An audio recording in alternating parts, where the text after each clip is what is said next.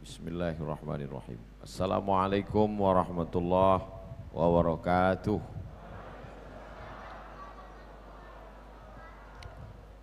Alhamdulillah wassalatu wassalamu ala Rasulillah wa ala alihi wa sahbihi wa man tabi'ahu wa mawalah.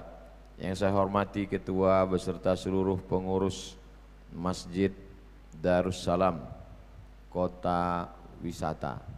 Insya Allah kita semua dimuliakan Allah Subhanahu wa Ta'ala. Amin ya Rabbal Alamin. Tema kita hijrah sebagai momentum kebangkitan umat. Zaman Nabi Muhammad SAW itu kalau kita baca tidak ada tahun. Enggak ada tahun 1, tahun 2, tahun 3, enggak ada. Makanya kita dulu belajar di sekolah Nabi Muhammad sallallahu alaihi wasallam lahir pada tahun gajah. Karena memang penamaan tahun tergantung musim. Jadi andailah sekarang tidak pakai tahun, anak ibu lahirnya kapan? Tahun corona. Terus kalau berkelanjutan juga tahun apa? Tahun masker. Karena yang dijadikan tahun itu adalah peristiwa, bukan angka. Peristiwa yang terjadi. Dan itu pada masyarakat primitif, lumrah, biasa. Sampai hari ini saya masuk hutan keluar hutan, suku Akit, suku Talang, suku Sakai, suku Laut, itu mereka memang tidak mengenal tahun. Tidak ada budaya tulis baca, tidak ada. Mereka rata-rata sejarahnya hanya cerita, pantun, petatah petitih, nenek-nenek moyang zaman dulu. Bahkan dulu waktu saya sempat kuliah 2 semester di Indonesia sebelum berangkat, ada satu teman saya di dalam kelas itu waktu kenalan, nama saya saya enggak ingat saya namanya, cuman enggak boleh sebut takut dituntut di pengadilan. Nama saya lahir 1976 katanya. Terus selesai itu saya tanya, kok enggak ada tanggal sama bulannya? Memang enggak ditulis katanya. Terus kok kamu tahu 76? Waktu daftar sekolah, kepala sekolah nanya, kamu lahir tahun berapa? Enggak tahu. Pulang ke rumah, dia tanya orang tuanya, Mak, saya lahir tahun berapa? Waktu pohon kelapa di belakang disambar petir. Pas dicek, pohon kelapa di belakang rumah itu disambar petir 1976. Ya itulah tahun lahirnya. Nah, jadi saya mau menjelaskan, jangan heran misalnya, tahun berapa ini? Fathu Makkah katanya, pembebasan kota Makkah. Oh, berarti tahun ke-8. Tahun berapa ini? Perang Badar. Berarti tahun 2. Tahun berapa ini? Perang Uhud. Berarti tahun 3. Tahun berapa ini? Haji Wada. Berarti tahun 10. Begitu, karena memang yang dipakai peristiwa. 10 tahun Nabi Muhammad SAW di kota Madinah, enggak pakai tahun 1, tahun 2, tapi pakai peristiwa. Meninggal Nabi, naik Abu Bakar, Abu Bakar jadi khalifah 2 tahun setengah, enggak ada juga tahun 1, tahun 2. Meninggal Abu Bakar, naik Umar, Umar jadi khalifah 5 tahun. Lalu kemudian datanglah surat. Dia punya tetangga-tetangga nih kerajaan. Ada Persia, ada Romawi, ada Jazirah Arab. Lalu kemudian datanglah surat ke gubernur, waktu itu nama gubernurnya Abu Musa al-Asy'ari. Datang surat, Abu Musa al-Asy'ari bingung mau buat tahun berapa. Akhirnya dia minta saran Umar bin Khattab, wahai khalifah Amirul Mukminin Umar bin Khattab, ya Ini kita mau balas surat ini gimana? Kita nggak punya tahun. Oh, kalau gitu musyawarah. Nah, ini hebatnya Islam. Walaupun Umar bin Khattab itu panglima perang gagah perkasa, tapi memutuskan perkara pakai musyawarah. Ini baru jadi ketua masjid dah nggak mau musyawarah. Bukan Masjid Darussalam. Ada musola kecil yang apanya ketuanya itu Fir'aun baru taubat. Tapi taubatnya belum full. Nah, lalu kemudian musyawarah lah. Umar bin Khattab bersama sahabat mengamalkan firman Allah. A'udzubillahi minasyaitonirrajim. Wa amruhum syura bainahum. Orang beriman itu memutuskan perkara berdasarkan musyawarah. Dari dasar musyawarah inilah diambil ke adopsi ke Pancasila. Makanya di Pancasila itu ada tauhid, ketuhanan yang Maha Esa. Ada kemanusiaan, al-insaniyah, kemanusiaan yang adil dan beradab. Ada al-wahdah, persatuan Indonesia. Ada permusyawaratan. Ada al-adalah, keadilan sosial bagi seluruh rakyat Indonesia. Jadi yang menyusun Pancasila itu adalah para ulama, founding father, pendiri bangsa. Jadi jangan dibenturkan. Sekarang mau dibenturkan antara nasionalisme dengan agama. Siapa yang berteriak Allahu Akbar berarti musuh nasionalisme. Ini orang nggak ngerti sejarah. Dari sebab itu, loh kemana ceritanya kok ke situ? Oke, balik ke musyawarah. Musyawarahlah Umar bin Khattab. Kata Umar bin Khattab, ini ada surat dari Gubernur Abu Musa al-Asy'ari minta saran, sumbang kontribusi pemikiran. Kita mau buat kalender. Nabi sudah meninggal. Kalendernya dimulai kapan? Usul pendapat pertama. Ya, silakan. Bagaimana kalau kalendernya kita buat dari sejak Nabi lahir? Nabi lahir tahun 1. Jadi seandainya kalender kita sejak Nabi lahir, itu nama kalendernya Selamat Tahun Baru Maulid. Karena lahir Maulid. Pendapat ini ditolak sama yang enggak setuju. Saya kurang setuju. Kenapa? Karena Nabi Muhammad SAW lahir tidak ada belum perubahan besar terjadi. Betul Nabi Muhammad itu mukjizat luar biasa. Tapi ketika dia lahir, orang tetap mabuk, minum khamar, berzina, riba, macam-macam. Jadi kalau begitu perubahannya belum signifikan. Apa pelajaran dari sini? Bahwa sahabat Nabi yang bertitel bergelar radhiyallahu an, tapi kalau dalam bermusyawarah tetap ada pendapat yang diterima dan yang ditolak. Ini kalau sudah musyawarah, pendapat saya, begitu ditolak langsung merajuk pulang. Bapak kok enggak datang lagi ke masjid? Kemarin Pak Ustadz waktu musyawarah di masjid, masa pendapat saya ditolak? Apa enggak tahu kalau saya ini profesor doktor? Merajuk. Ini titel lebih hebat dari segala titel. As-sabiqun al-awwalun, mereka yang dulu masuk Islam, minal muhajirin, dari kalangan muhajirin, wal ansar, dari kalangan ansar, walladzina taba'uhum bi ihsan, dan yang mengikuti mereka dengan perbuatan baik, ulaika, mereka itu radhiyallahu anhum, diridhai Allah subhanahu wa ta'ala. Pelajaran pertama, musyawarah.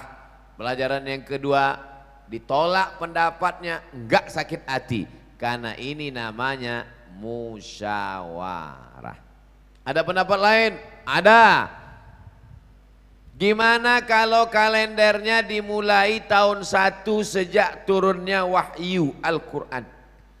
Seandainya Iqra itu dijadikan tanggal 1, Iqra bismi rabbikal ladzi khalaq, khalaqal insana min 'alaqin, iqra wa rabbukal akram Allazi 'allama bil qalami 'allamal insana ma lam ya'lam. Selamat tahun baru Iqra. Selamat tahun baru Wahyu namanya. Ditolak juga pendapat ini. Enggak diterima. Biasa. Berdebat di ruang musyawarah itu biasa. Yang luar biasa itu berdebat di ruang musyawarah sampai dibawa ke liang lahat. Itu yang masalah. Gimana, ada pendapat yang lain? Ada. Apa pendapatnya? Gimana kalau kalender itu kita mulai dari sejak Nabi meninggal? Pas Nabi meninggal, itu dibuat tahun 1.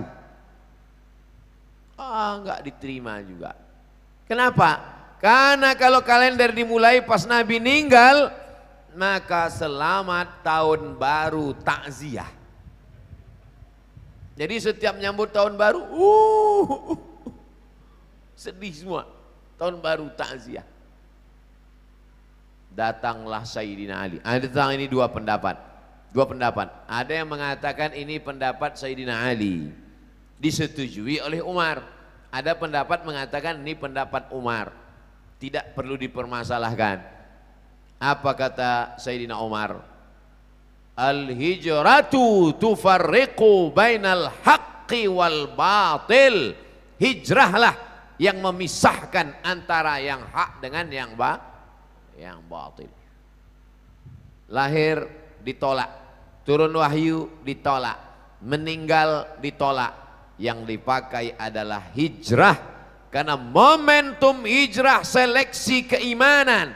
Yang imannya nanggung-nanggung enggak bakalan bisa hijrah, karena dia pasti akan menetap di Makkah, khawatir meninggalkan keluarga, takut miskin.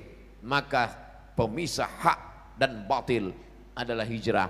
Maka selamat tahun baru hijrah 1442. Semoga tahun ini lebih baik dari tahun yang lalu.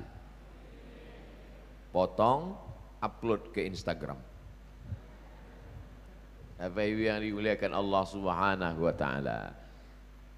Apa pelajaran yang diambil dari sini? Bahwa tidak semua diatur oleh wahyu. Tidak ada ayat dalam Al-Quran, ya ayyuhalladzina amanu, mulailah tahun baru hijrah dari 1 Muharram.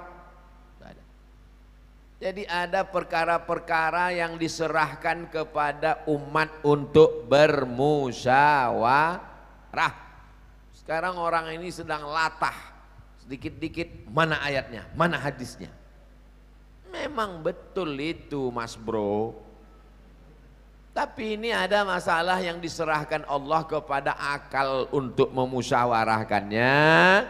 Tapi keputusannya tetap dipilih yang terbaik di antara pendapat-pendapat. Karena akal manusia ini seperti ini. Jangan tangan kiri lah Pak Ustadz. Oke, kanan. Akal manusia ini seperti ini. Jabatan manusia juga seperti ini. Bentuk rupa wajah manusia juga seperti ini. Ada akal ini sangat sempurna. Ada yang rendah kurang sempurna. Ada yang sedang-sedang saja. Ketika bermusyawarah lah akan tampak di mana kesempurnaan, kestabilan emosi. Oleh sebab itu kita dalam segala urusan hidup ini melihat ke Quran, melihat ke sunnah, ikuti langkah para sahabat, salafun saleh, pakai akal, maka insya Allah ibadah membimbing hati, maka insya Allah kita diridhoi Allah sampai hari kiamat. Amin. Ya Rabbal Alamin. Akhirnya dipakailah momen hijrah. Hijrah ini berawal hari Kamis. Hari ini hari Rabu. Besok Kamis. Hijrah berawal dari Kamis. Besok. Ini gladi kotor. Besok baru hijrah. Makanya tepat kata Pak Ketua Divisi Ibadah tadi, supaya Ustaz Abdul Somad datang tiap bulan kemari. Banyak yang mengaminkan. Hari Kamis pagi, ini momentum awal hijrah. Berkumpullah semua anggota-anggota parlemen. Apa ada parlemen waktu itu Pak Ustadz? Oke, kalau nggak setuju kepala suku. Kepala-kepala suku ngumpul semua di sebuah tempat namanya Darun Nadwah. Masjid kita Darussalam. Tempat pertemuan di Makkah Darun Nadwah. Dar artinya rumah, Nadwah artinya pertemuan. Darun Nadwah rumah pertemuan di kota Makkah. Yang mendirikan Darun Nadwah itu namanya Qusay. Siapa namanya? Qusay. Saya belum pernah ketemu orang Indonesia nama Qusay. Qusay. Muhammad sallallahu alaihi wasallam punya ayah namanya Abdullah, punya ayah namanya Abdul Muttalib, punya ayah namanya Hashim, punya ayah namanya Abdi Manaf, punya ayah namanya Qusay, punya ayah namanya Kilab. Muhammad, Abdullah, Abdul Muttalib, Hashim, Abdi Manaf, Qusay. Kakek yang ke-5. Kakek saya yang ke-5 nggak hafal lagi. Qusay inilah yang membangun Darun Nadwah ini. Betapa hebatnya keluarga Nabi Shallallahu Alaihi Wasallam. Apa pelajaran dari sini? Bahwa Nabi itu keturunan orang-orang kaya. Sudah berapa pelajaran? Hitung aja lah sendiri. Cuman saya mau hijrah ini kita ambil pelajaran. Pelajaran bahwa di sana ada musyawarah. Kalau musyawarah jangan tersinggung pendapatnya ditolak. Bahwa yang diambil momen terbaik hijrah. Tidak semuanya disebutkan dalam Quran. Bahwa mereka itu berawal hijrah itu hari Kamis. Pertemuan di sebuah tempat namanya Darun Nadwah. Darun Nadwah didirikan oleh Qusay, kakek ke-5 Nabi Muhammad sallallahu alaihi. Bertemulah kepala-kepala suku di sana. Hari Kamis pagi. Rapat parlemen. Agenda tertutup. Bagaimana cara membunuh Muhammad sallallahu alaihi wasallam. Hari Kamis pagi. Bagaimana cara membunuh? Karena mereka sudah terganggu 13 tahun lamanya. Kedatangan Nabi Muhammad merusak stabilitas keamanan jahiliyah. Banyak yang terganggu, risau, resek ini orang. Harus kita habisi. Nah, bertemulah mereka semua. Bapak Ibu, saya ngomong kuat gitu nggak stres kan? Soalnya saya nggak bisa saya melihat raut wajah, nggak tahu entah dia senang, entah dia marah. Tapi saya husnuzon aja. Saya terus terang dengan masker ini terbantu ketika foto-foto. Saya nggak perlu senyum.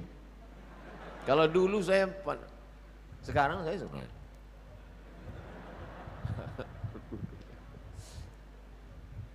Nah, lalu kemudian pagi Kamis agendanya adalah bagaimana ini menghabisi Muhammad sallallahu alaihi wasallam yang sudah merasuki banyak anak-anak muda terganggu dengan kedatangan dia. Ini orang mesti kita selesaikan dengan waktu yang secepat-cepatnya. Gimana kepala-kepala suku? Ada usul enggak mau menghabisi Muhammad? Saya punya pendapat Pak Ketua Sidang. Nama Ketua Sidangnya Abdul Uzza nama ketua sidangnya Abu Lahab, Abu Jahal, Abu bapak, Jahal bodoh, Abu Jahal pak bodoh. Dulu enggak, sekarang. Lalu kemudian gimana kata ketua sidang? Gimana, ada usul enggak? Saya punya usul Pak Abu Jahal. Gimana, apa usulnya? Gimana kalau Muhammad ini sallallahu alaihi wasallam, dia enggak nyebut sallallahu alaihi wasallam karena dia musyrik jahiliyah. Gimana kalau Muhammad ini, saya sallallahu alaihi wasallam karena saya umat Muhammad sallallahu alaihi wasallam. Gimana kalau Muhammad ini sallallahu alaihi wasallam? Bukan kata dia enggak. Gimana kalau orang ini kita asingkan ke tempat yang jauh, kita kirim dia ke Pulau Nusa Kambangan. Kok ke Nusa Kambangan? Nusa Kambangan. Pokoknya ke tempat yang jauh lah, kita asingkan dia. Karena dia ini sudah mengacau, merusak, mengobok-obok kita di Makkah. Ini hanya akan mengancam kekuasaan kita saja. Gimana kalau kita asingkan dia? Kita jauhkan dia. Kata Abu Jahal, gimana anggota? Setuju nggak? Apa pelajaran dari sini? Bahwa ternyata orang musyrik jahiliyah musyawarah juga. Jadi kalau ada ibu-ibu pengajian nggak suka musyawarah, itu lebih parah dari musyrik jahiliyah. Orang musyrik jahiliyah juga musyawarah, pimpinan sidangnya Abu Jahal. Gimana kata Abu Jahal? Kata yang satu ada yang nggak setuju. Saya nggak setuju kalau dia kita buang ke sana. Kenapa? Ini orang karismatik. Dia punya aura kepemimpinan luar biasa. Kalau kita buang dia ke sana, nanti di sana dia punya banyak pengikut. Dan kalau pengikutnya itu datang kemari menghancurkan kita di Makkah, habis kita, tamat riwayat kita. Saya nggak setuju kalau dia kita buang. Ternyata umat Muhammad SAW ini seperti pohon kelapa, dimanapun dia dibuang dia akan tumbuh. Dulu ada orang dari Sulawesi, Makassar, kota yang paling jauh di dunia, ujung pandang. Ada seorang laki-laki yang gagah perkasa namanya Yusuf Al-Makassari, melawan Belanda. Usul Belanda persis seperti rapat kafir musyrik.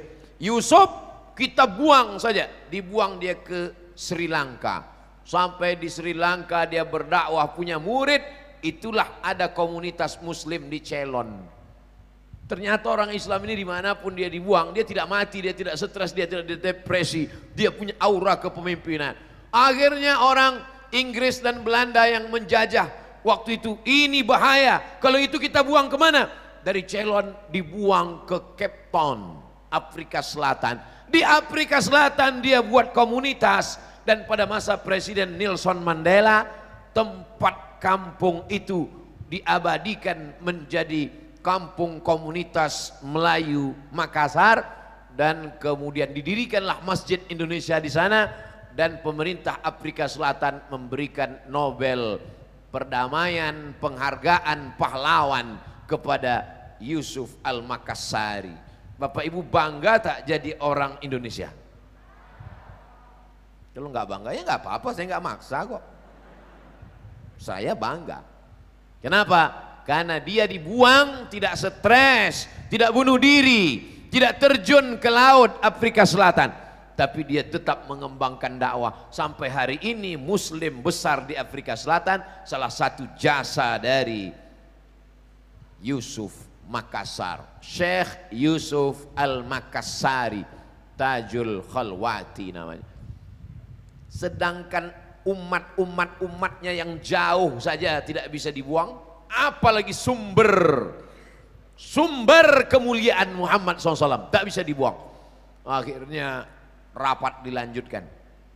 Gimana sidang? Ada usul lagi enggak? Kata pimpinan sidang. Ada usul. Iya, apa usul kamu? Bagaimana kalau kita buat kerangkeng, kita masukkan dia ke dalam, letakkan di samping Ka'bah, jangan kasih atap, biarkan dia mati sampai kering. Ini ekstrim, bukan es krim. Ekstrim ini, kurung dia, biarkan mati kering, panas. Bapak Ibu tahu panasnya kota Makkah. Bawa sendal swallow, letakkan 2 menit, jadi martabak bergulung. Panas itu kota Makkah. Enggak setuju. Kenapa kamu enggak setuju dengan usul ini?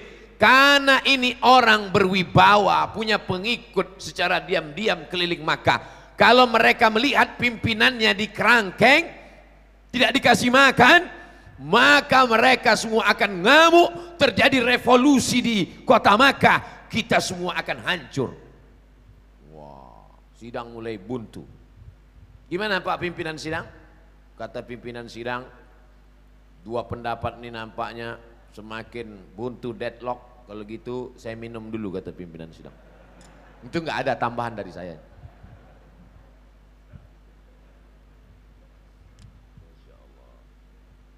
Bismillahirrahmanirrahim.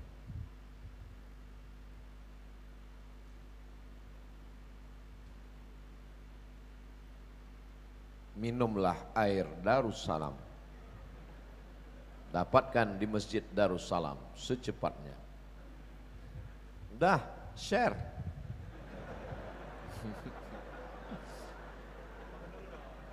Saya ditanya sama orang pajak, itu Ustadz banyak sekali endorse kopi, endorse cendol, endorse air, ada ngambil royalti enggak?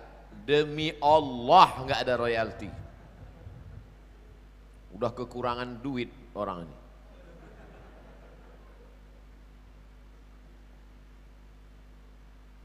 Kita lanjutkan. Berarti saya jadi Abu Jahal. Bukan. Ada usul lagi enggak? Ada usul. Gimana usulnya? Bagaimana kalau tadi kalau dibuang jauh itu bahaya, kalau dibuat dekat itu juga bahaya. Ini usul yang paling mantap. Gimana caranya? Satu suku utus anak muda paling kuat. Satu suku cari siapa di antara suku ini anak muda yang paling kuat tangannya, masukkan ke dalam rumah Muhammad malam-malam, pancung kepalanya. Selesai. Gak perlu banyak biaya modal. Tapi anehnya, di antara usul yang banyak itu, tidak ada satupun di antara orang musyrik jahiliyah itu yang mengusulkan, gimana kalau kita santet aja. Gak ada. Jadi apa maknanya? Kalau ada orang sekarang pakai santet, berarti lebih jahiliyah daripada Abu Jahal.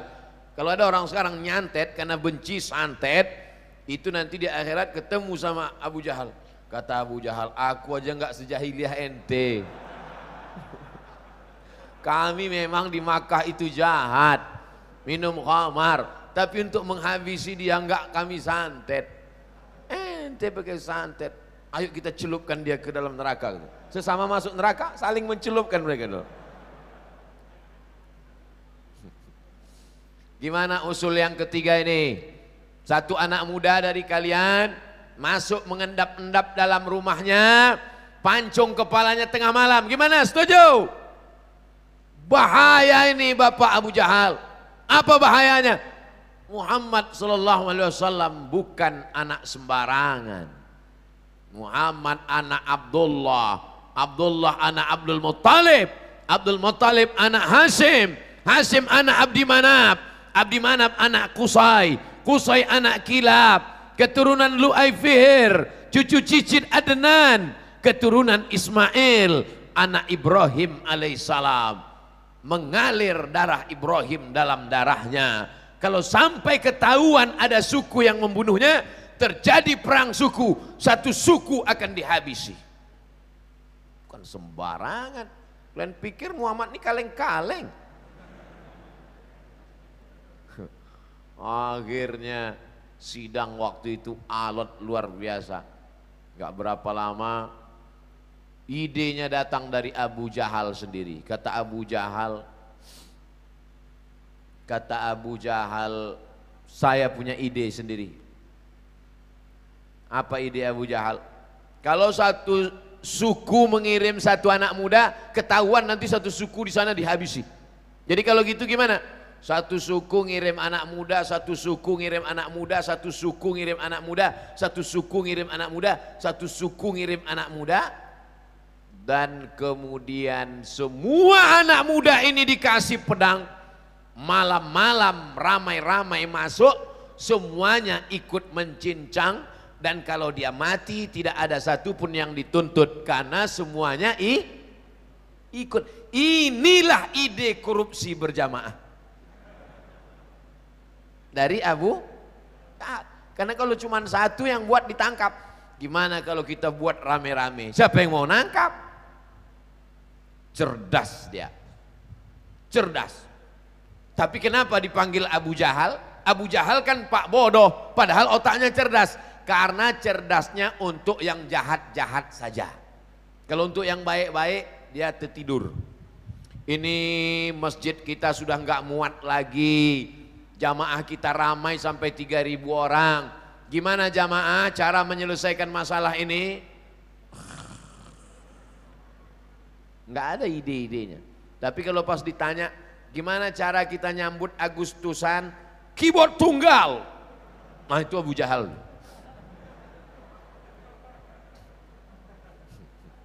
Oleh sebab itu maka disetujuilah.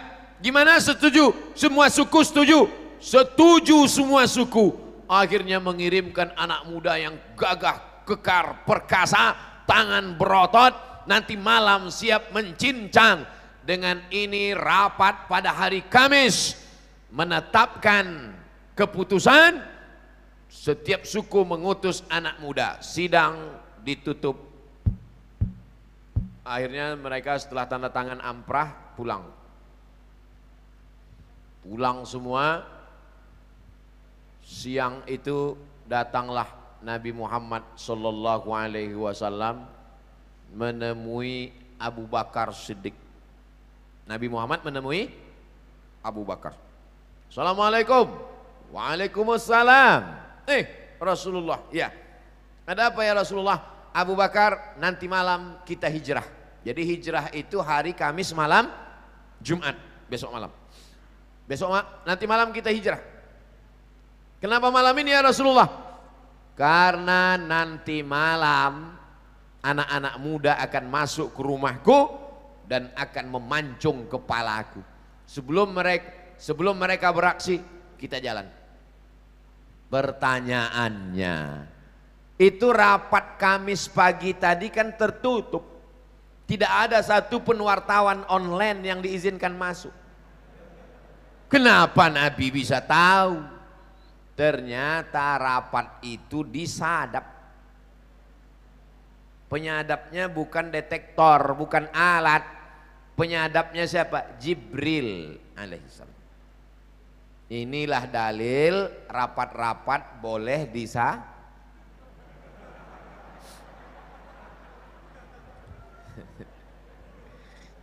Nah, ibu-ibu hati-hati rapat ibu-ibu. Mana tahu itu meningkatkan belanja bapak-bapak. Bocor. Akhirnya Jibril ngasih tahu Muhammad sallallahu alaihi wasallam hasil rapat mereka tadi pagi hari Kamis di Darun Nadwa, ente nanti malam mau dihabisi. Oleh sebab itu datanglah Nabi menjumpai Abu Bakar. Abu Bakar memang sudah siap, nunggu komando saja, ready. Oke ya Rasulullah, sami'na wa ata'na. Yang bisa dibawa hijrah hanya orang yang siap. Gimana kalau masjid ini kita luaskan? Siap. Gimana kalau bangunannya kita buat 2 lantai? Siap. Gimana kalau kubahnya? Udah bagus, sudah nggak perlu lagi. Jadi kalau ada orang rapat waktu diajak, gimana kalau karpet masjid ini kita ganti baru? Wah itu banyak begini, begono. Nggak siap itu. Biarkan dia sama Abu Jahal. Yang perlu diajak hijrah ini adalah Abu Bakar. Karena dia yang ready, siap. Lalu kemudian Abu Bakar Siddiq pun siap. Abu Bakar, nanti malam kita jalan. Sami'na wa ata'na. Setelah ngasih tahu, Nabi pun pulang. Pulang ke rumah, siap-siap, malam. Habis Isya, tidur. Nabi itu tidurnya habis Isya. Makanya Nabi mudah bangun jam 2 malam. Isya jam 8, 9, 10, 11, 12, 1, 2. Kita tidurnya jam 1. Gimana mau bangun jam 2? Tidur jam 1. Di setel jam. Jatuh. Mati. Besok pagi sama-sama HP-nya mati. Gimana mau sholat subuh? Oleh sebab itu maka berbeda jam tidur orang dulu dengan orang sekarang. Lalu kemudian Nabi SAW tidur setelah Isya, malam dia bangun. Biasanya Nabi kalau bangun itu dia sholat tahajud. Tapi malam itu biasanya Nabi bangun sholat tahajud ke Masjidil Haram di samping Ka'bah. Dia sholat kalau siang nggak bisa sholat di samping itu. Pernah Nabi coba sholat di samping, diikat kepalanya, disungkup sampai akhirnya Sayyidah Fatimah menyelamatkan. Takut disungkup oleh kafir musyrik, dicekik oleh kafir musyrik. Makanya kalau ada jamaah sekitar Masjid Darussalam ini rumah dekat tapi nggak ke masjid, berarti takut disungkup, takut dicekik. Bapak kenapa nggak ke Masjid Darussalam? Takut saya dicekik nanti ada.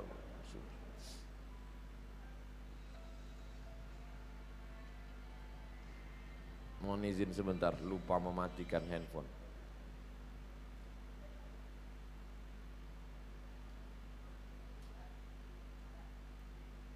Udah, saya buat di atas pesawat.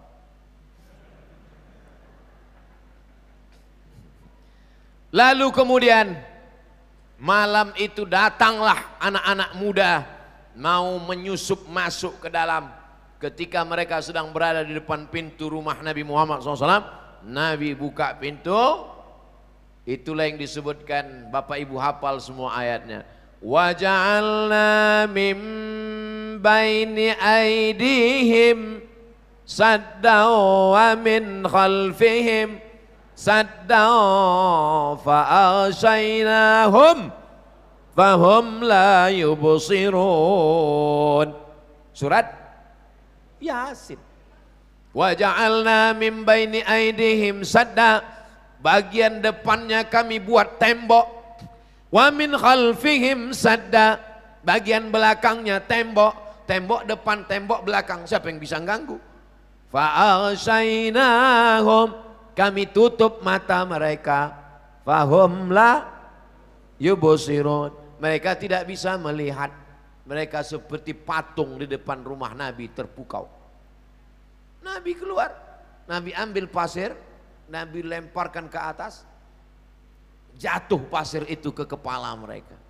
Begitu mereka tarik, kok ada pasir? Nabi sudah berlari. Saya cuma mau ngasih tahu saya nggak gundul.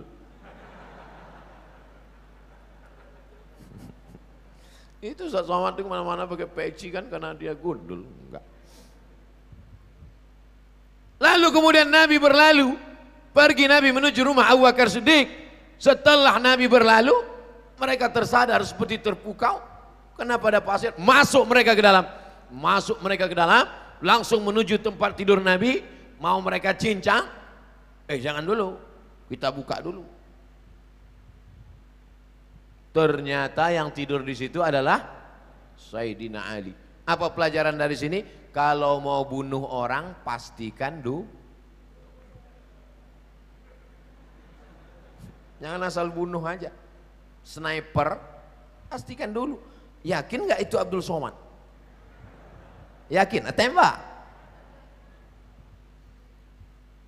Wah, bukan Muhammad SAW. Siapa ini? Sayyidina Ali. Bangunkan Ali. Waktu itu umur Sayyidina Ali, jarak usia antara Nabi Muhammad dengan Sayyidina Ali 30 tahun. Nabi mendapat wahyu umur 40 tahun. Berdakwah di kota Makkah 13 tahun. Jika waktu hijrah umur Nabi 53 tahun, berapakah umur Sayyidina Ali waktu malam itu? Mestinya soal ujian CPNS itu begitu. Jadi ada matematiknya, ada sejarahnya. Ini saya waktu tes dulu, Tono, Tini dan Toni jaga warnet. Tini bekerja di waktu pagi, Tono di waktu malam. Tono dan Tini tidak mau kerjasama karena pernah pacaran. Mereka belum move on. Jam-jam berapa saja mereka bisa kerjasama? Apa ini? Kita jauh-jauh belajar hadis ke Maroko, tesnya Tono, Tini dan Toni. Maka malam itu umur Sayyidina Ali 23 tahun. Anak baru selesai S1, sedang ganteng-gantengnya umur 23 tahun. Mana Muhammad? Aku nggak tahu, kata Sayyidina Ali. Apa pelajaran dari sini? Yang menemani di atas gunung Abu Bakar, tapi yang menggantikan di tempat tidur Sayyidina Ali. Yang menemani naik ke bukit sahabat dekat, tapi untuk menggantikan di tempat tidur saudara sepupu. Mana yang paling besar resikonya, di tempat tidur atau di atas gunung? Kalau kamu jadi pemimpin, resiko terbesar, tersulit, kasih ke keluarga. Tapi kalau agak ringan, beri ke teman. Gitu. Sekarang orang dibalik. Yang resiko mati, kasih ke teman. Yang enak-enak, kasih ke keluarga. Cerita sunnah, poligami. Ini sunnah itu ini. Bagaimana kalau untuk yang resiko mati, kasih ke keluarga. Sayyidina Ali, andai tidak dibuka penutup selimut itu udah jadi keripik. Tapi Allah masih sayang kepada Sayyidina Ali, kepada Sayyidina Muhammad sallallahu alaihi wasallam. Akhirnya mereka menyusul. Malam itu juga mereka keliling mencari, mana ini orang. Itulah cerdasnya Nabi Muhammad.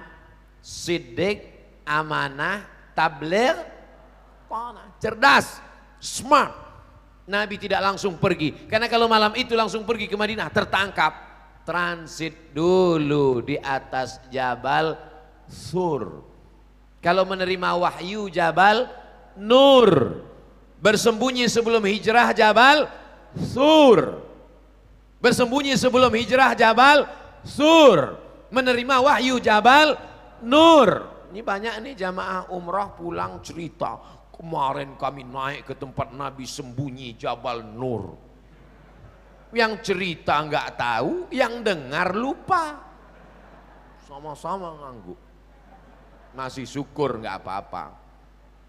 Tapi perlu saya jelaskan. Nah, cerdasnya Nabi tidak langsung pergi. Bagaimana? Transit dulu di atas. Berapa malam?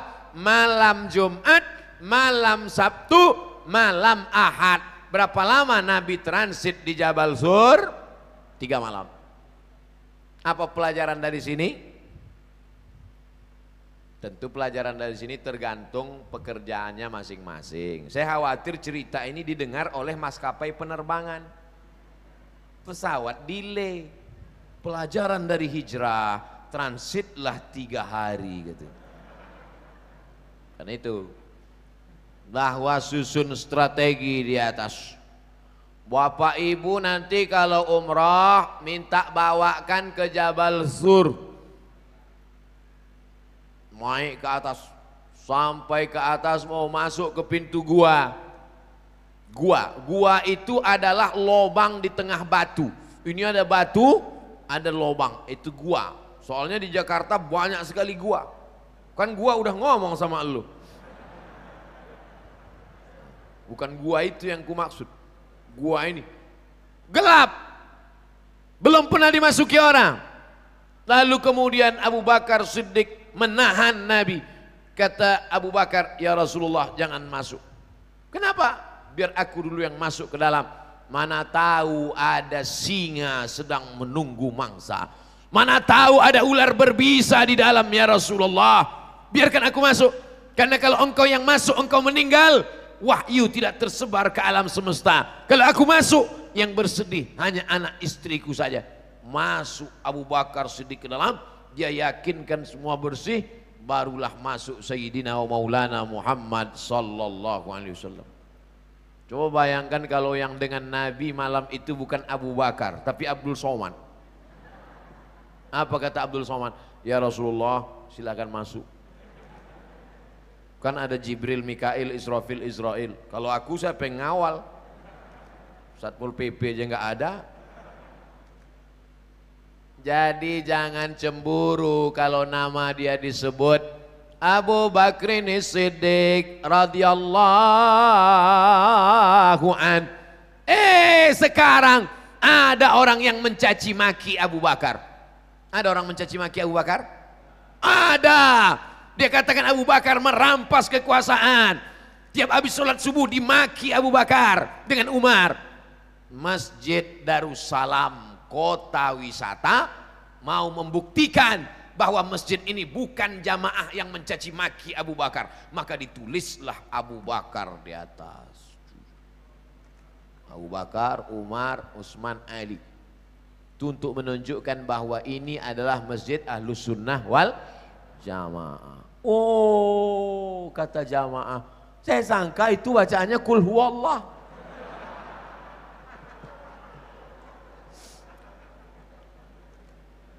Bapak Ibu yang dimuliakan Allah Subhanahu wa taala.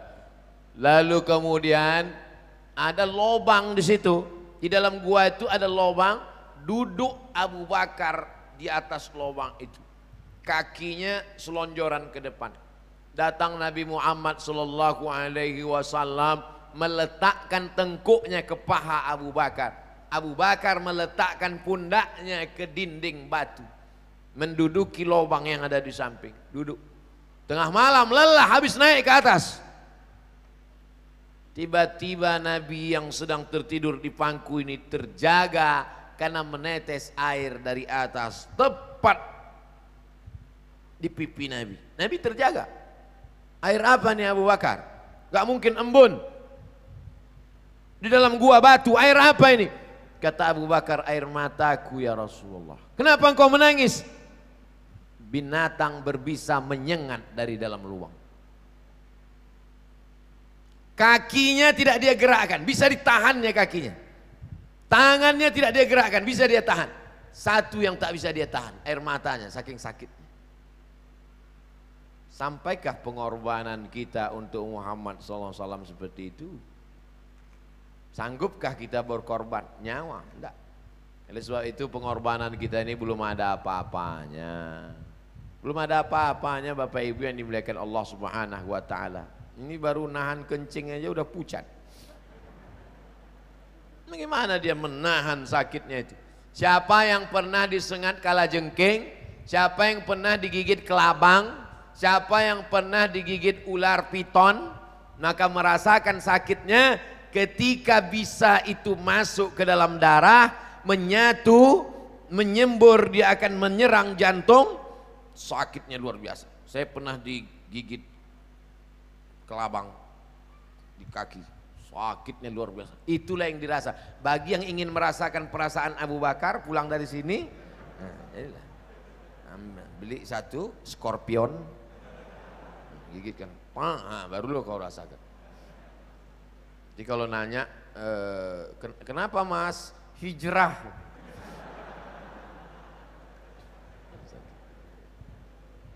Rasulullah Sallallahu Alaihi Wasallam yang ngantar makanan ke atas siapa? Dari kota Makkah naik ke atas, makanannya dibawa oleh Asma.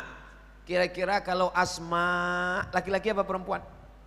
Perempuan. Itulah mengapa banyak perempuan sekarang ingin naik ke Jabal Sur waktu umroh. Tapi nggak naik sampai ke atas, untuk foto-foto aja.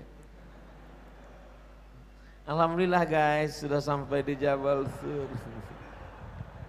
Disinilah Nabi hijrah dulu. Semua kita mendapatkan pelajaran dari hijrah. Dan yang membawa makanan ini adalah Asma, seorang perempuan yang luar biasa. Jangan lupa subscribe, like, and share. Yang dimuliakan Allah SWT. Ini berita hiruk pikuk di kota Makkah harus sampai ke atas. Siapa yang menyampaikan berita ini? Sedang dipoto. Siapa yang menyampaikan berita ini? Abdullah, anak Abu Bakar. Abdullah malam-malam tidur di atas. Menjelang pagi turun ke Makkah. Siang dengar berita. Apa pelajaran dari sini? Orang Islam mesti update dan upgrade berita. Jangan sampai ketinggalan berita. Berita naik ke atas. Malam-malam sampaikan, wahai Rasulullah, tadi berita-berita berkecamuk di Makkah, isu-isu gini yang membuli-buli si anu. Di bawah ada penjaga. Kalau ada naik musuh ke atas, kasih tanda-tanda. Yang menjaga di bawah itu namanya Amir bin Fuhairah. Yang menemani di atas Abu Bakar. Yang menjaga di bawah Amir bin Fuhairah. Yang membawa makanan Asma. Yang membawa berita Abdullah. Yang menjadi guide penunjuk jalan Ibnu Uraiqid. Apa namanya ini? Pelajaran apa yang bisa kita ambil? Job description. Itu siapa? Ketua pembangunan. Makanya dia agak banyak kerut memikirkan semen dan cor batu bata batu kerikil. Itu siapa? Itu bagian seksi ibadah. Makanya targetnya Ustadz Somad mesti tiap bulan datang ke Darussalam. Jadi mereka ini adalah job description-nya luar biasa. Maka terwujudlah masjid yang sebesar 1 hektar. Hai pengurus-pengurus masjid seluruh Indonesia, kalau kalian mau buat masjid 1 hektar, datang studi banding ke Darussalam kota wisata. Takbir. Dah potong, masukkan ke Instagram. Saudaraku yang dimuliakan Allah Subhanahu wa taala, malam Kamis, malam Jumat, malam Sabtu, malam Ahad, 3 hari 3 malam. Ahad malam Senin mereka pun bertolak menuju Yathrib. Jalannya tidak jalan biasa, tapi ditempuh jalan luar biasa. Yang ngerti jalan luar biasa itu namanya Ibnu Uraiqid, agamanya musyrik non muslim. Sepakat semua ahli sirah sejarah bahwa penunjuk jalan itu non muslim. Apa pelajaran dari sini? Boleh berteman dengan non muslim, boleh pakai jasa non muslim selama tidak membahayakan agama. Siapa bilang Nabi Muhammad SAW itu ini beda agama, pancung kepalanya? Tidak begitu. Ente baca buku sejarah nulis siapa? Pelan-pelanlah mereka naik onta 8 hari 8 malam. Bapak Ibu kemarin naik bis 6 jam. Labbaik Allahumma labbaik, labbaik la syarika laka labbaik, innal hamda wan ni'mata lak wal mulka la syarika lak, labbaik Allahumma labbaik, labbaik la syarika laka labbaik, innal hamda wan ni'mata lak wal mulka la syarika lak. Naik bis 6 jam, AC-nya kencang sampai Makkah beku. Nabi panas terik naik onta 8 hari 8 malam sampai di tengah jalan haus, air minum tidak ada, bertemu dengan tempat ternak kambing. Akhirnya panggil penjaga ternak. Hai cowboy, ko sapi, boy anak cowboy, anak penjaga sapi. Sini sebentar. Ya, tradisi orang musyrik dulu jahiliyah boleh minta air susu. Apa pelajaran dari sini? Sepelit-pelitnya orang jahiliyah pasti ngasih susu. Jadi kalau ngasih air putih itu pelit sekali.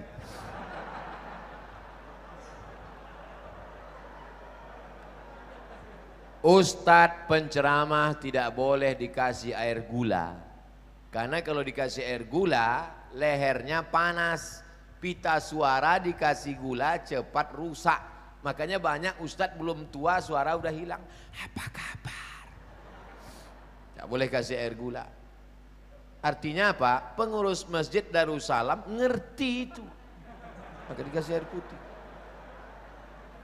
Ustadz banyak duduk. Pagi tadi duduk di Az-Zikra. Selesai itu duduk lagi di Fajrus Salam. Selesai itu duduk lagi di Darussalam. Nanti duduk lagi. Sore duduk, malam duduk. Kalau banyak duduk minum gula, kena ginjal. Maka untuk ustadz dikasih air putih. Ini untuk menghilangkan fitnah-fitnah.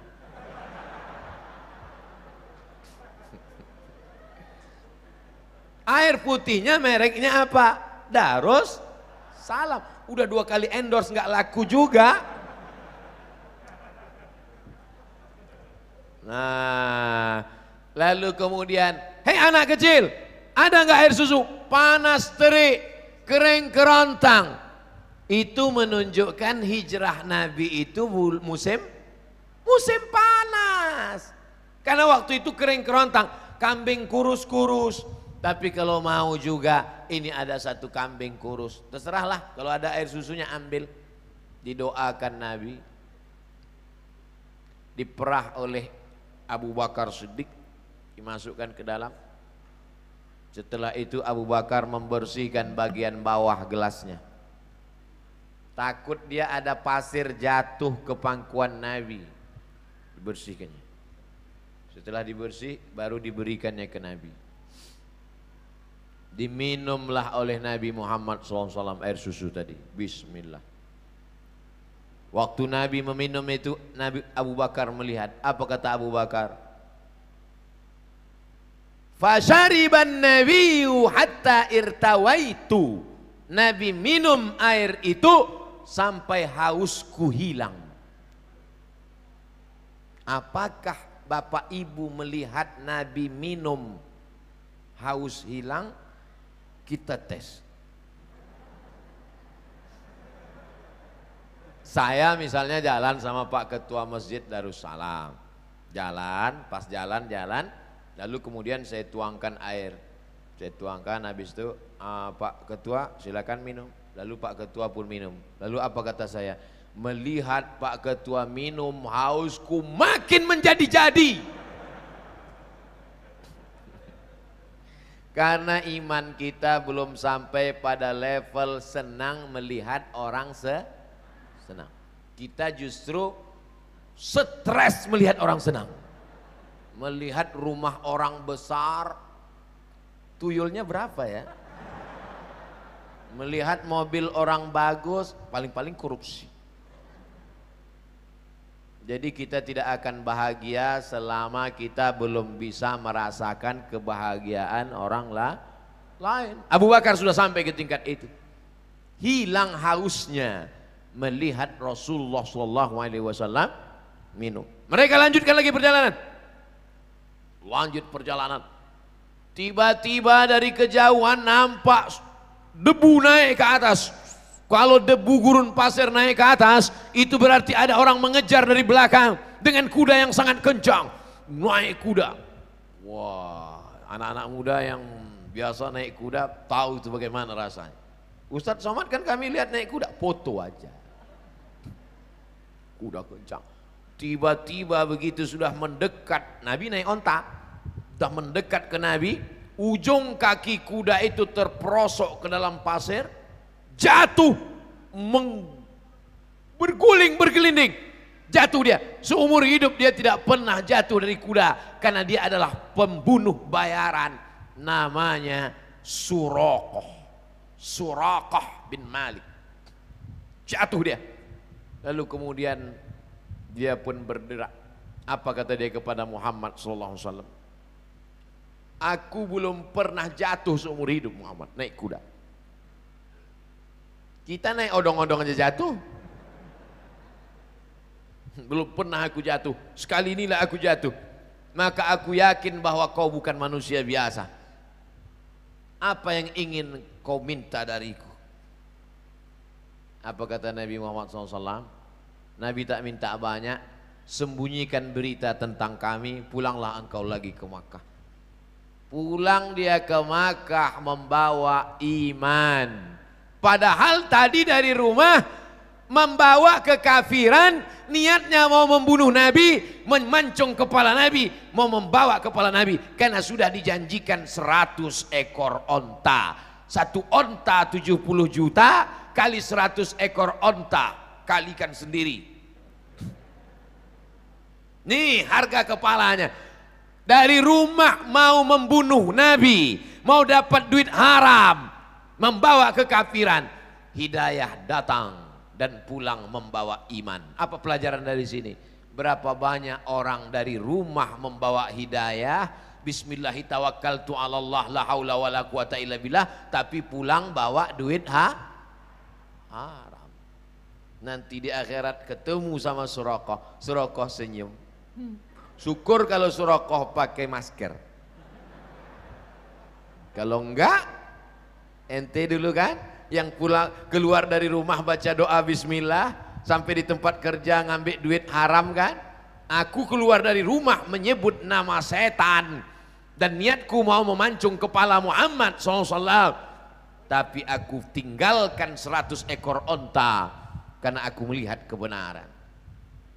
Hari ini berapa banyak orang yang salah langkah, salah berpikir, salah melihat, salah membaca.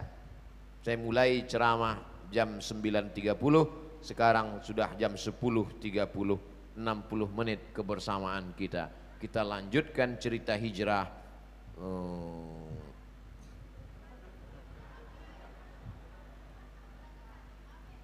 Amin ya rabbal alamin. 60 menit, ini 30, ini 30.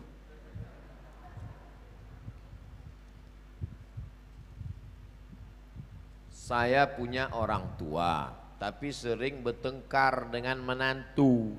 Setiap saya nasehatin, keduanya tak ada yang mengalah. Kasih sarung tinju.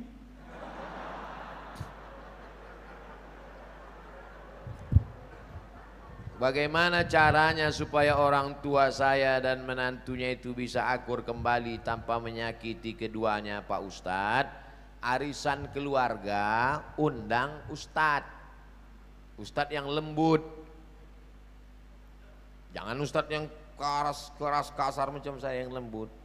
Ibu, bapak, yang lembut, baik.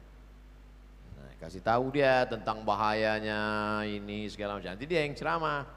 Bahannya dari bapak, tapi lidahnya yang dipakai lidah Ustadz. Nah, gitu.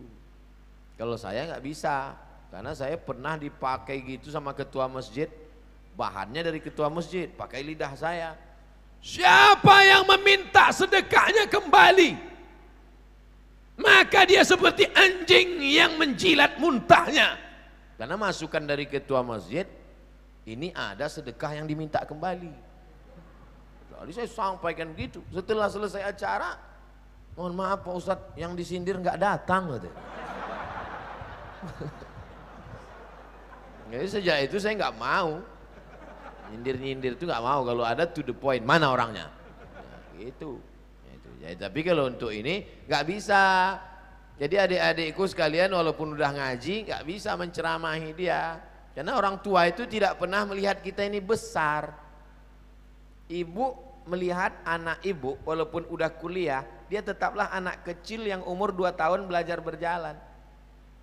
Nggak pernah kita melihat anak-anak itu dewasa.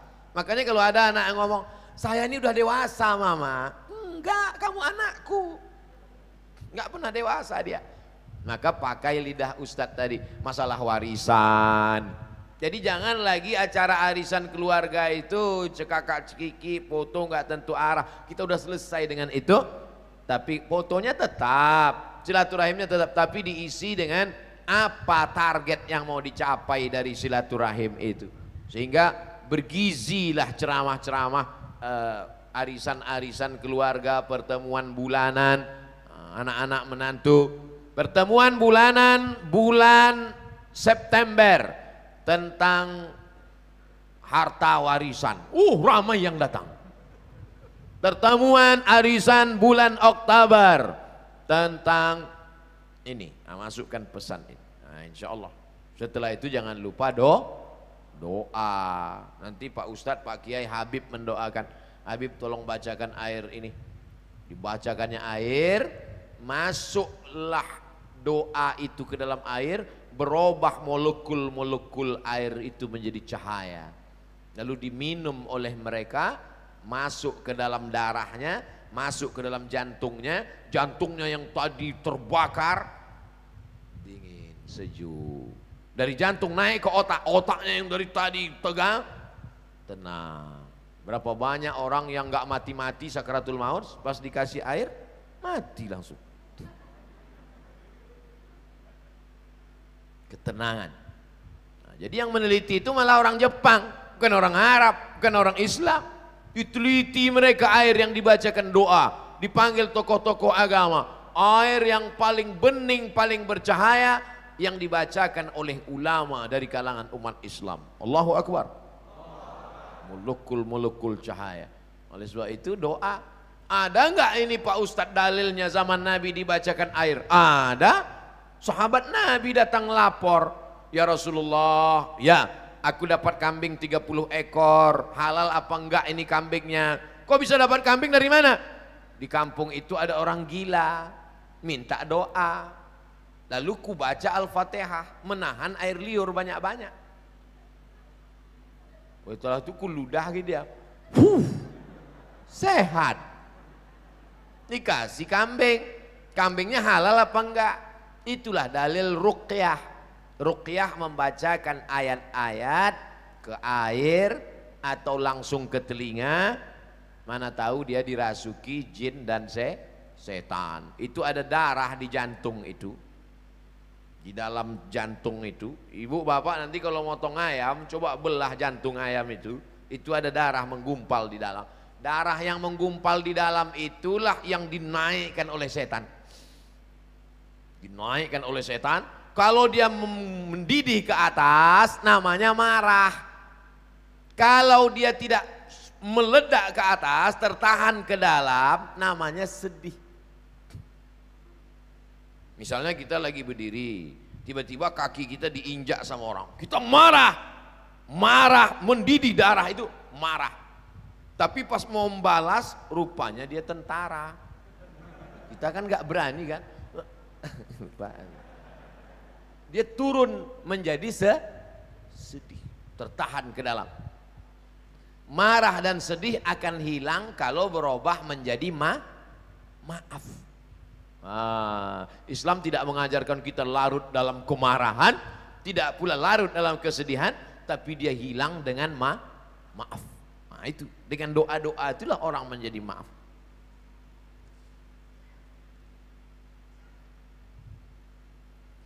Saya diberi seorang anak, istri saya mengandung, sekarang masuk 7 bulan. Apa amalan afdal untuk saya sebagai suami untuk kebaikan kandungan? Perempuan yang sedang hamil itu hatinya risau, takut nanti melahirkan susah, takut nanti sesar, takut diganggu jin. Maka hatinya tenang dengan zikir, banyak-banyak sholawat. Allahumma sholli ala sayyidina Muhammad wa ala ali sayyidina Muhammad. Allahumma sholli ala sayyidina Muhammad wa ala ali sayyidina Muhammad.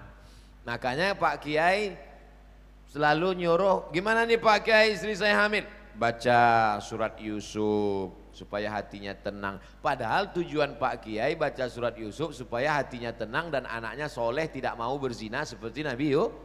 Cuman kadang ibu hamil ini salah sangka, disangkanya anaknya ganteng macam Nabi Yusuf. Pas lahir hitam komplain.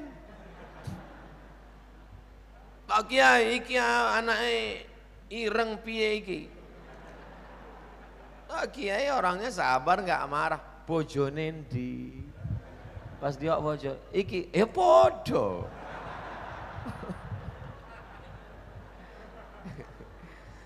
Sebab itu kita jangan salah paham dulu.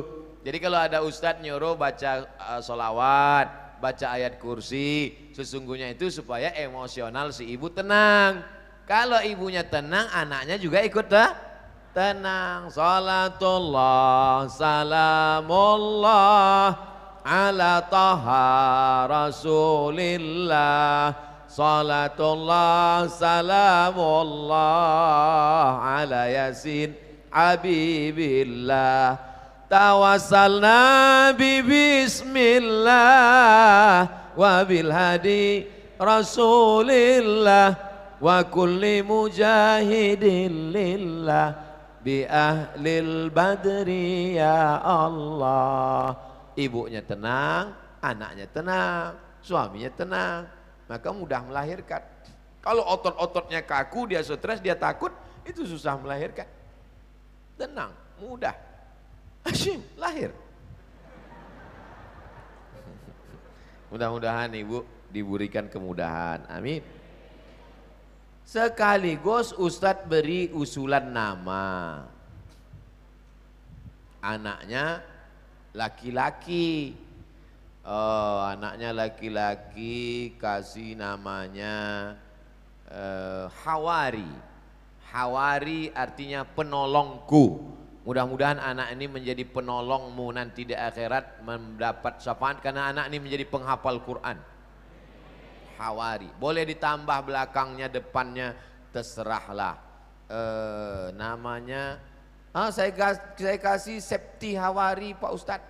Kenapa Septi? Lahir September. Aduh, yang pakai bulan-bulan itu tak usah lah lagi. Nanti minta sama Habib, sama Ustadz lain supaya tambah namanya. 3 nama untuk paspor bisa umroh. Ustadz, bagaimana sebaiknya melaksanakan ibadah di masjid? Apakah kita ikut salah satu tata cara ibadah, misalnya NU atau Muhammadiyah atau gimana Pak Ustadz? Saya ketua masjid. Saya gini-gini ketua masjid nih. Jadi saya ketua masjid. Masjid itu memang dari dulu pakai mazhab Syafi'i. Bismillahnya jahar. Bismillahirrahmanirrahim. Nah, ini sholat apa qori? Biasa aja lah. Bismillahirrahmanirrahim. Alhamdulillahi rabbil alamin. Ar-Rahmanirrahim. Lalu kemudian kalau subuh pakai kunut, pakai mazhab Syafi'i. Allahumma hdina fiman hadait, wa afina fiman afait, wa tawallana fiman tawallait. Tapi masjidnya enggak terlalu besar, masjid komplek perumahan kecil. Artinya mayoritas masyarakat di situ memang mazhab Syafi'i. Tapi kalau masyarakat di situ multi, ada bisa dipakai satu contoh masjid di daerah saya juga. Saya ceramah di situ.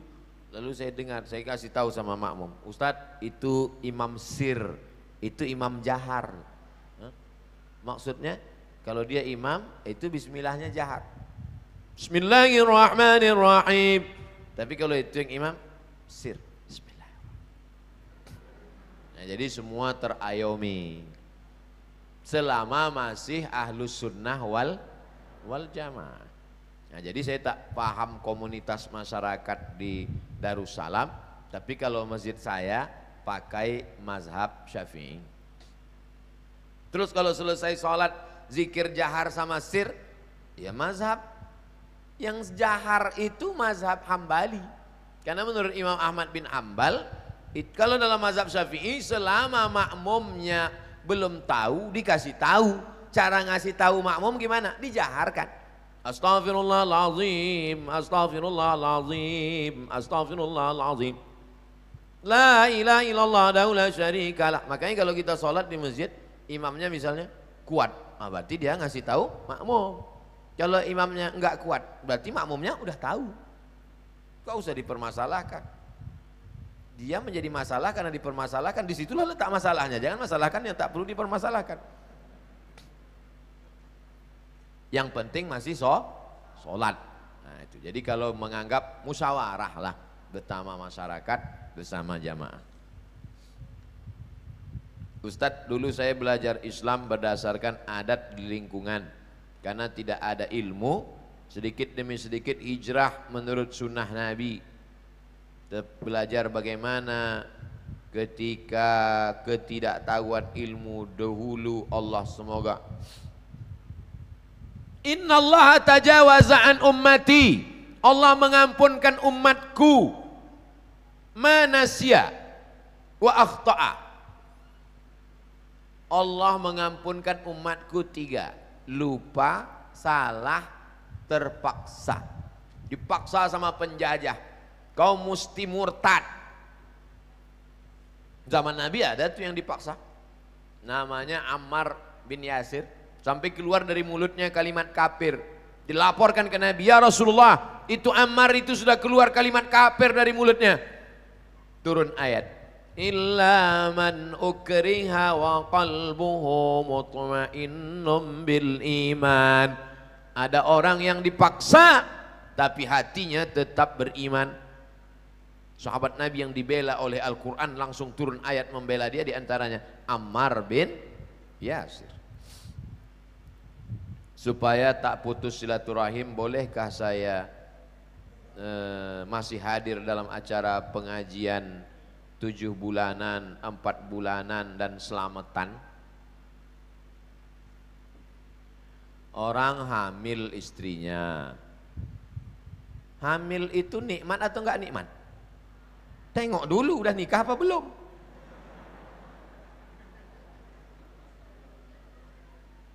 Hamil itu, istrinya hamil itu nikmat. Berapa banyak, mohon maaf ya Pak, jangan tersinggung, berapa banyak orang nikah belum, bukan tidak, belum dikasih Allah. Saya sedih Pak Ustaz, saya 10 tahun nikah istri belum hamil. Teman saya nikah Januari kemarin, Maret melahirkan.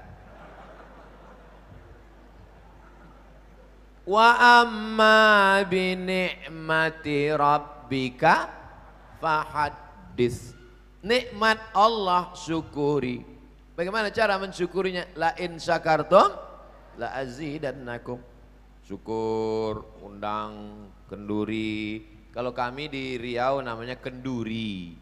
Rupanya di sini selamatan. Datang ya selamatan. Kenapa disebut selamatan? Karena memang doanya Allahumma inna nas'aluka selamatan. Salamatan fiddin. Semoga kelahirannya anaknya selamat, jauh dari penyakit. Nah, jadi kalau dia doa selamatan ya nggak salah. Berdoa menyelamatkan supaya selamat. Lalu kemudian apa tadi yang ditanya selamatan? Ya selamatan, apa salahnya selamatan? Yang tak boleh itu kalau di dalamnya ada unsur syirik, menduakan Allah, meminta kepada selain Allah, la ilaha illallah, qul huwallahu ahad. Nah itu dalam Islam. Berdoanya kepada Allah ya nggak apa-apa. Tapi kalau berdoanya kepada Nyi Blorong, nah itu nggak boleh. Ustadz, saya pengen didoakan memiliki keturunan. Rabbi la tazarni fardan wa anta khairul warisin. Saya ulang 3 kali. Rabbi, ya Tuhanku, la tazarni fardan. Jangan kau biarkan aku tak ada keturunan. Fardan, tak ada keturunan. Wa anta khairul warisin. Engkau sebaik-baik pemberi waris. Doa Nabi Zakaria, lama tak punya anak, akhirnya dapat anak Yahya. Rabbi la tazarni fardan wa anta khairul warisin. Doa, banyak-banyak baca doa. Berapa kali Pak Ustadz? Sebanyak-banyaknya. Jadi kalau mau dibaca 10 kali, 30 kali, 40 kali, 100 kali, baik. Sholawat. Saya ketemu dengan bapak-bapak sudah nikah sekian belas tahun gak punya anak. Setelah umur 40 punya anak. Saya tanya gimana ceritanya? Semua udah kami coba Pak Ustadz. Bayi tabung macam-macam dari yang 9 kilo sampai tak ada yang berhasil. Terus gimana terakhir? Yang buat berhasil ini terakhir setelah kami gak pakai apapun, cuman nazar. Saya bernazar kalau anak ini lahir nanti saya masukkan ke pesantren. Lahir. Sulit, apa hubungan pesantren sama kerja mayoritas tidak beriman? Apakah saya harus berhenti bekerja? Semoga Pak Ustadz Somad semakin bertambah barokah ilmunya dan semakin nikmat beribadah kepada Allah. Amin. Amin. Amin ya rabbal alamin. Ibu atau bapak yang nanya ini bekerja di tempat non muslim. Pertama saya mau jelaskan apa hukum kerja pada non muslim dulu. Ali bin Abi Thalib bekerja mengambil upah menimba air di tempat orang Yahudi di Madinah. Dilaporkan ke Nabi, ya Rasulullah, Ali ngambil upahnya menimba air di rumah Yahudi. Nabi tidak melarang, Nabi membenarkan. Sekarang saya tanya, berdasarkan hadis ini, bolehkah bekerja pada non muslim? Hebat jamaah Darussalam. Dia bisa jawab sendiri, yang penting kasih aja dalilnya. Bekerja kepada non muslim hukum asalnya boleh, tapi dikhawatirkan akan terpengaruh akidah, simbol-simbol pada hari-hari perayaan, dikhawatirkan. Sementara ada dua kesempatan, bekerja di sini gajinya ya agak-agak di bawah itu 5% lah, maka selamatkan akidah muamalah. Tapi kita tidak dibenarkan memusuhi orang karena berbeda agama. Lakum dinukum waliyadin. Jadi hukum asalnya tidak apa-apa. Nabi hijrah itu karena tidak bisa menerapkan ajaran Islam secara kafah di Makkah, maka hijrah ke Madinah. Setelah dia kuat di Madinah tahun ke-8 dia balik lagi ke Makkah, mengislamkan kota Makkah. Maka tahun 8 itu disebut dengan Fathu Makkah, pembebasan kota Makkah. Ustadz yang dirahmati Allah, saya baru berhenti kerja karena dampak Covid. Saat ini saya membuka usaha kuliner brownies secara online. IG-nya Velia Deli. Pesanlah brownies ke Instagram Velia Deli. Insya Allah halal dan berkah. Tidak ada biaya endorse. Membangkitkan ekonomi umat. Orangnya sholat, tepungnya insya Allah bersih, telur ayamnya dicuci dulu. Bayangkan kalau yang masak brownies tuh pakai telur ayam nggak dicuci, ceplok, ceplok, ceplok, bersatulah bekas dari.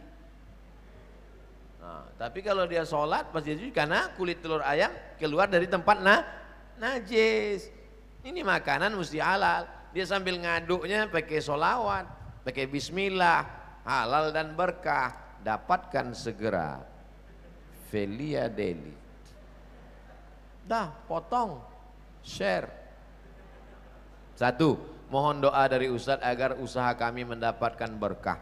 Pas pagi-pagi mau buka usaha itu baca Fatihah sekali, Qul huwallah 3 kali, Qul a'udzu falak sekali, Qul a'udzu nas sekali, ayat kursi sekali.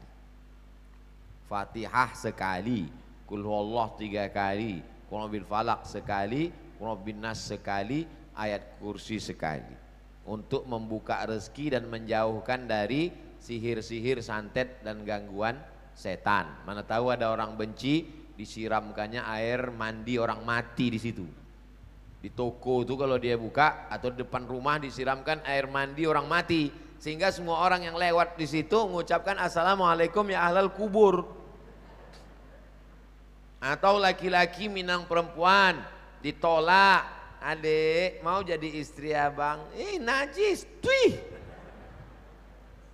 Air ludah diambil, dicampurnya pakai tulang pukang. Pukang itu binatang yang malu, gak berani keluar. Akhirnya perempuan tuh seumur hidup malu melihat laki-laki sampai mati tak nikah. Apa tuh? Sihir, orang sakit hati. Nah itu menjaga diri dengan ayat-ayat ruqyah. Mana banyak sekarang cinta ditolak, dukun. Kan betul. Strategi apa yang dilakukan baginda Nabi SAW saat berdagang sehingga menjadi pengusaha yang sukses, termasuk juga para sahabat Nabi? Kejujuran. Ini barang bagus harganya sekian, ini barang kurang bagus harganya sekian, ini barang gak bagus harganya sekian.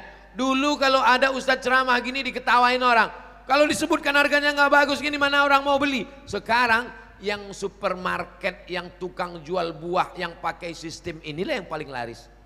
Ini buah mangga impor harganya sekian, ini buah mangga lokal sedang sekian, ini buah mangga lokal agak bagus tapi banyak busuknya sekian. Justru itu yang dipilih orang. Adapun orang yang suka campur-campur buah busuk, begitu dia beli sekali, wal awwalu wal akhiru, itu yang pertama dan terakhir, tobat aku belanja di sini lagi. Kejujuran. Dan jangan lupa rezeki itu dari kita atau Allah yang ngasih? Allah yang ngasih. maka mintanya kepada makhluk atau kepada Allah? Pada Allah. Niat, nanti kalau ini berlebih ya Allah, yang wajib tetap kubayar zakat, niatku hanya untuk cukup makan, nanti akan aku santuni anak yatim, fakir, miskin. Karena yang lain-lain kita beli. Jangan jadi masyarakat konsumtif. Beli jaket sampai 100 juta. Beli topi sampai 12 juta. Ustadz Somad kemarin topi Ustadz harganya 12 juta. Peci saya dibeli orang 12 juta. Dilelang untuk bangun pesantren.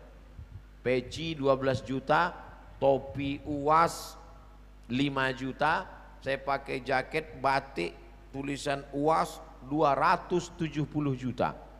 Habis semua membangun pesantren di Jambi. Pesantren orang Jambi.